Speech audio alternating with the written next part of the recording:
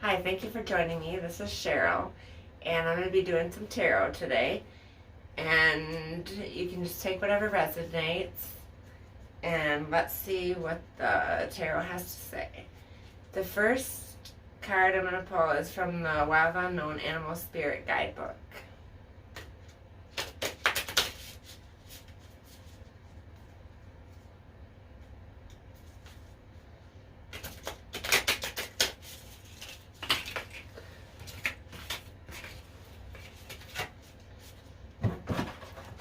And the card that came out is the Sea Serpent.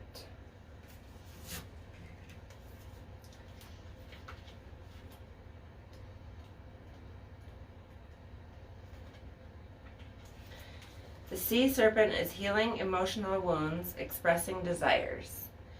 The sea serpent represents the energy of expression, whether it's emotions, creativity, sensuality, or desire. The sea serpent helps us move and direct our energy into a healthy current. When the essence of this card is in balance, we express ourselves creatively and sexually without fear or shame. We know what we desire most. Our hearts are at ease and our relationships are meaningful and enduring. We loosen the grip of self-judgment and we let the cool waters of forgiveness in to heal our wounds.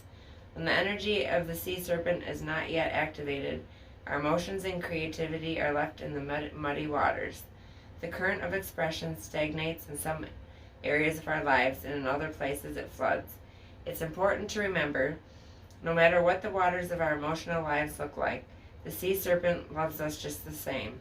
Like a mother, she wraps herself around us in a gesture of protection. She supports us as we learn to express our true natures.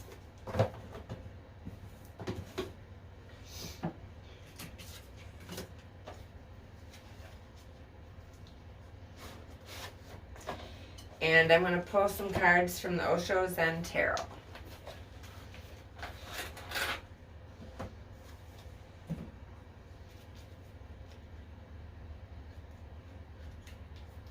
And make sure if you're watching, if you like this video, to click on like and subscribe so you can see more future videos.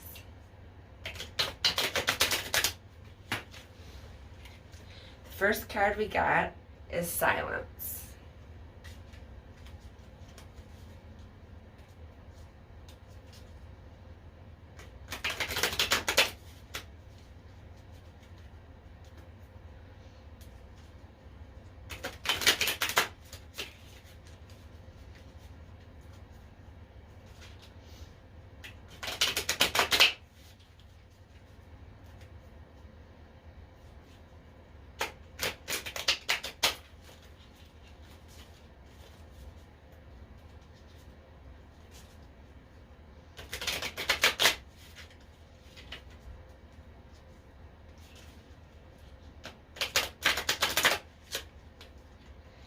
The next card is Politics.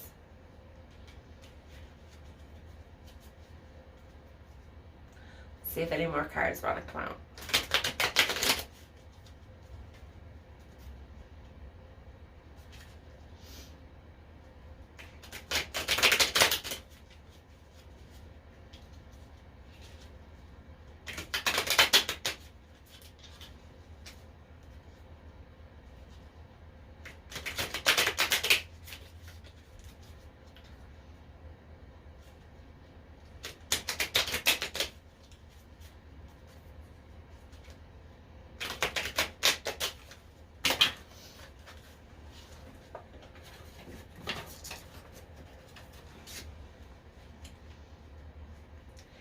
And the next card is Comparison,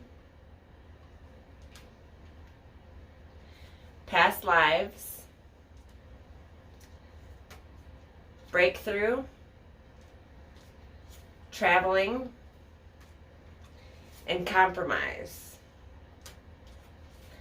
and Celebration. A lot of cards came out tonight.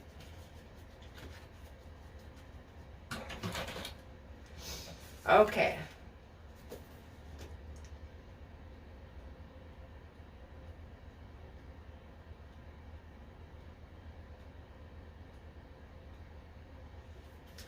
The first card is compromise.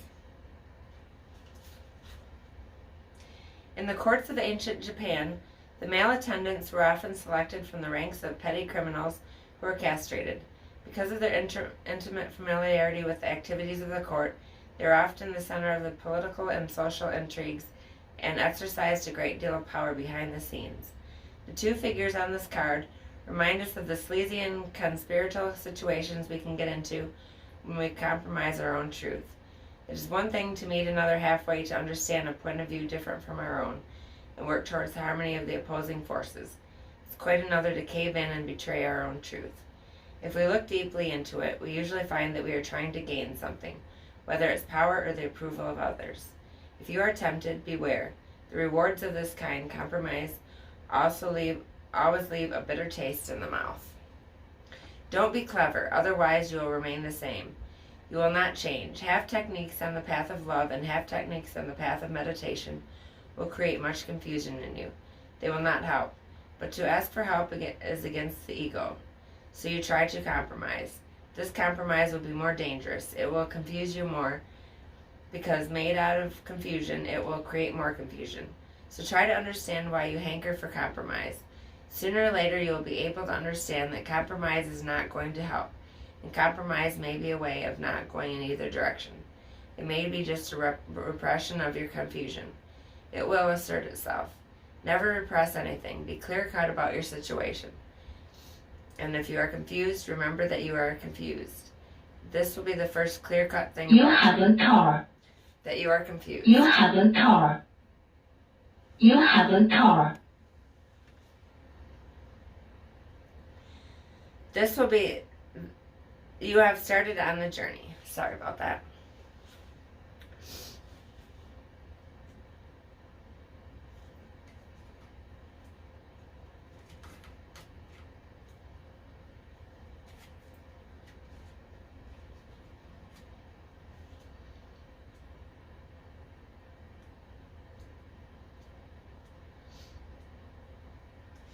Okay, the next card is politics. Do you recognize this man? All but the most innocent and sincere of us have a politician lurking somewhere in our minds. In fact, the mind is political. Its very nature is to plan and scheme and try to manipulate situations and people so that it can get what it wants. Here the mind is represented by the snake, covered with clouds and speaking with a forked tongue. But the important thing to realize about this card is that both faces are false. The sweet, innocent, trust me face is a mask, and the evil, toxic, I'll have my way with you face is a mask too. Politicians don't have real faces. The whole game is a lie. Take a good look at yourself to see if you've been playing this game. What you see might be painful, but not as painful as continuing to play. It doesn't serve anybody's interests in the end, least of all yours. Whatever you might achieve in this way will just turn to dust in your hands. Anybody who can be a good pretender, a hypocrite, will become your leader politically, will become your priest religiously. All that he needs is hypocrisy. All that he needs is cunningness. All that he needs is a facade to hide behind. Your politicians live double lives. Your priests live double lives. One from the front door, the other from the back door.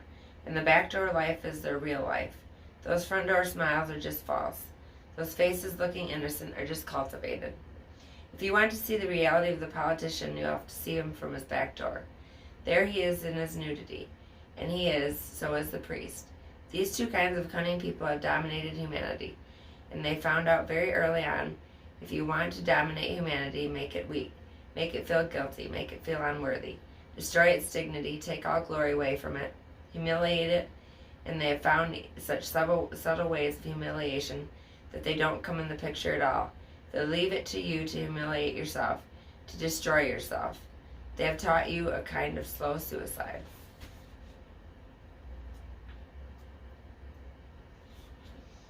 The next card is comparison. Whoever told you that the bamboo is more beautiful than the oak, or the oak more valuable than the bamboo? Do you think the oak wishes that it had a hollow trunk like this bamboo? Does the bamboo feel jealous of the oak because it's bigger and its leaves change color in the fall? The very idea of the two trees comparing themselves to each other seems ridiculous, but we humans seem to find this habit very hard to break. Let's face it, there's always going to be somebody who is more beautiful, more talented, stronger, more intelligent, or apparently happier than you are. And conversely, there will also be those that are less than you are in all these ways. The way to find out who you are is not by comparing yourself with others, but by looking to see whether you are fulfilling your own potential in the best way you know how. Comparison brings inferiority, superiority. When you don't compare, all inferiority, all superiority disappear. Then you are simply there. A small bush or a big high tree, it doesn't matter. You are yourself. You are needed. A grass leaf is needed as much as the biggest star. Without the grass leaf, God will be less than he is. The sound of the cuckoo is needed as much as any Buddha. The world will be less rich if this cuckoo disappears. Just look around. All is needed, and everything fits together. It's an organic unity. Nobody is higher and nobody is lower. Nobody superior, nobody inferior. Everybody is incomparably unique.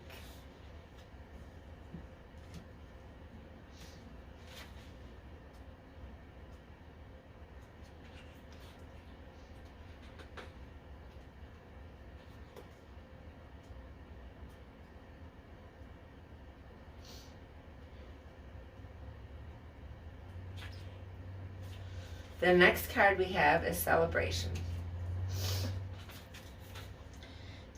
These three women dancing in the wind and the rain remind us that celebration never need depend on outside circumstances. We need not wait for a special holiday or a formal occasion, nor a sunny and cloudless day. True celebration arises from a joy that is first experienced deep within and spills over into an overflow of song and dance and laughter, and yes, even tears of gratitude. When you choose this card, it indicates that you are becoming more and more available and open to the many opportunities there are to celebrate in life and to spread this contagion to others. Don't bother about scheduling a party on your calendar. Let your hair down, take your shoes off, and start splashing in the puddles right now. The party is happening all around you at every moment. Life is a moment to celebrate, to enjoy. Make it fun, a celebration, and then you will enter the temple. The temple is not for the long-faced. It's never been for them. Look at life. Do you see sadness anywhere? Have you ever seen a tree depressed? Have you ever seen a bird anxiety-ridden? Have you ever seen an animal neurotic? No, life is not like that, not at all. Only man has gone wrong somewhere, and he has gone wrong somewhere because he thinks himself to be very wise, very clever. Your cleverness is your disease. Don't be too wise. Always remember to stop. Don't go to the extreme. A little foolishness and a little wisdom is good, and the right combination makes you a Buddha.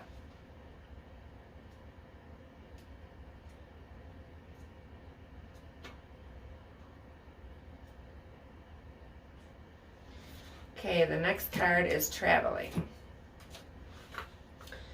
The tiny figure moving on our path through this beautiful landscape is not concerned about the goal.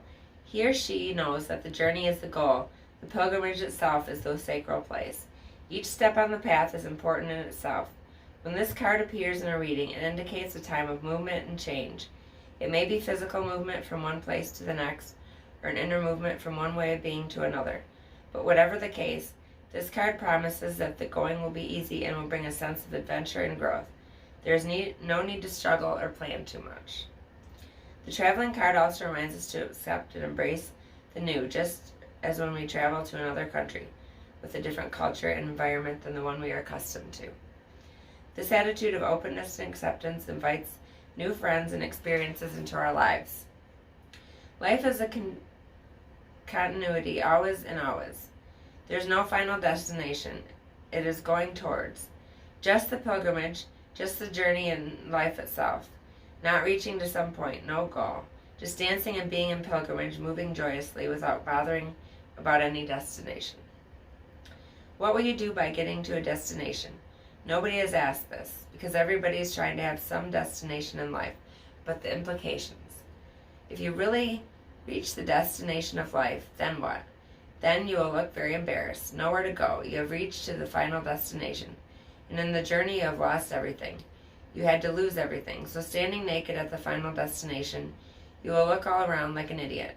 What was the point? You were hurrying so hard and you were worrying so hard, and this is the outcome.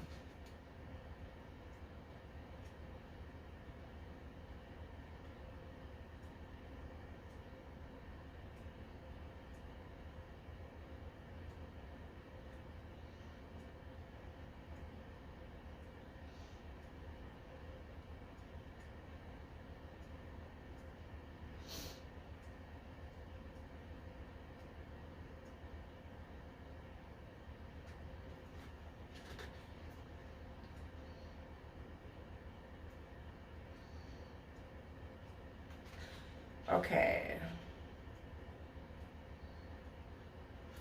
The next card is past lives. The hands of existence form the shape of the female genitals, the opening of the cosmic mother. Revealed within it are many images, faces from other times. While it might be entertaining to fantasize about famous past lives, it's just a distraction.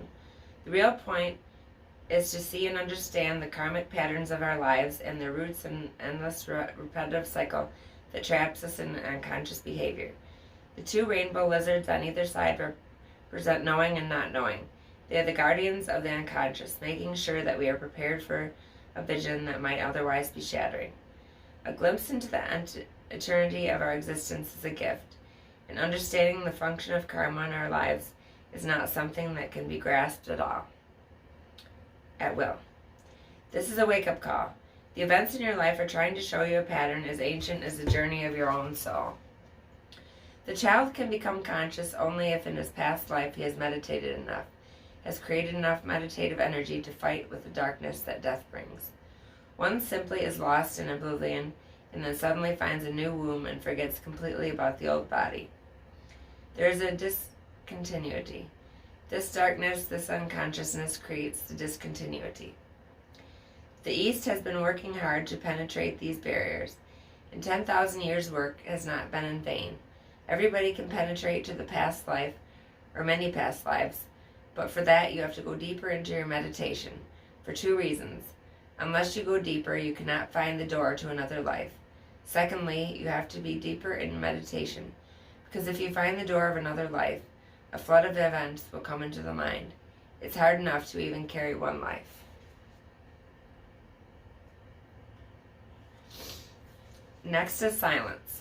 The silent mirror-like receptiveness of a star-filled night with the full moon is reflected in the misty lake below. The face in the sky is deep in meditation, a goddess of the night who brings depth, peace, and understanding. Now is a very precious time. It will be easy for you to rest inside, to plumb the depths of your own inner silence, to the point where it meets the silence of the universe. There's nothing to do, nowhere to go, and the quality of your inner silence permeates everything you do. It might make some people uncomfortable, accustomed as they are to all the noise and activity of the world. Never mind, seek out those who you can resonate with your silence, or enjoy your aloneness. Now is the time to come home to yourself. The understanding and insights that come to you in these moments will be manifested later on, in a more outgoing phase of your life. The energy of the whole has taken possession of you. You are possessed. You are no more. The whole is. This moment, as the silence penetrates into you, you can understand the significance of it, because it is the same silence that Quantum Buddha experienced. It's the same silence that Shangzu or Bodhirama or Nansen, the taste of the silence is the same. Time changes, the world goes on changing, but the experience of silence, the joy of it, remains the same. That is the only thing you can rely upon, the only thing that never dies. It's the only thing that you can call your very being.